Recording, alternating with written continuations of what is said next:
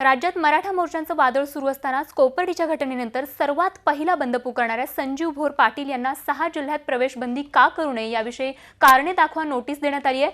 संजीव भोर पाटील यांची गुन्हेगारी पार्श्वभूमी लक्षात घेऊन ही नोटीस देण्यात आली आहे। पुणे, सोलापूर, बीड, अहमदनगर, नाशिक आणि औरंगाबाद जिल्ह्यांमध्ये संजीव भोर यांच्या उपस्थितीने कायदा आणि सुव्यवस्थेचा धोका निर्माण होऊ शकतो।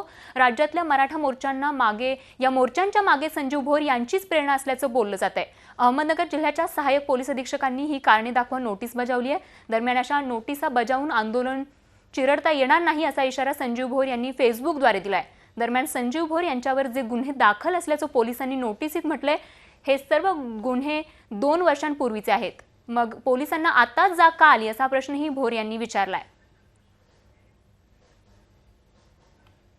निखिल चौकर सध्या आपल्या सोबत आहेत। निखिल, काय सांगाल? एकूणच आपण पाहतोय की पाटील यांच्यावरती आता नोटीस बजावण्यात आली आहे। नक्कीच हे शिवप्रहार संघटनेचे जे अध्यक्ष आहेत संजीव भोर यांना ही तडीपारीची नोटीस बजावण्यात आलेली आहे। 23 तारखेला जो नगरमध्ये मराठा मोर्चा निघणार होता, या मोर्चाच्या आधीच त्यांना ही नोटीस बजावण्यात आली होती। मात्र आज त्यांच्यावर हा प्रस्ताव पाठवण्यात आलेला आहे। काल 3 तारखेला पोलीस उपअधीक्षकांसमोर देखील या संदर्भात सुनावणी झालेली आहे। याआधी देखील संजीव भोरवर अनेक राजकीय गुन्हे आहेत आणि या गुन्ह्यांच्या पार्श्वभूमीवर ही तडीपारीचा प्रस्ताव पाठवण्यात आलेला आहे।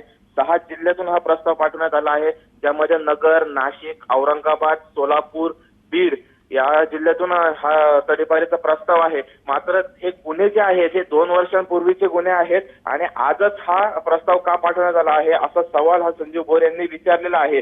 आणि आता 17 तारखेला नेमकी काय सुनावणी होतीये, 17 तारखेला देखील प्रांताधिकाऱ्यांसमोर साक्षी पुरावे सादर करण्यास संजीव भोर यांना सांगितलेलं आहे। त्यामुळे आता 17 तारखेला नेमका काय या संदर्भात निकाल केला जातो याकडे आता लक्ष लागून आहे। नक्कीच, तर 17 तारखेला नेमका काय निकाल लागतो याकडे सगळ्यांचं लक्ष लागलंय। धन्यवाद निखिल दिलेल्या या सविस्तर माहितीबद्दल।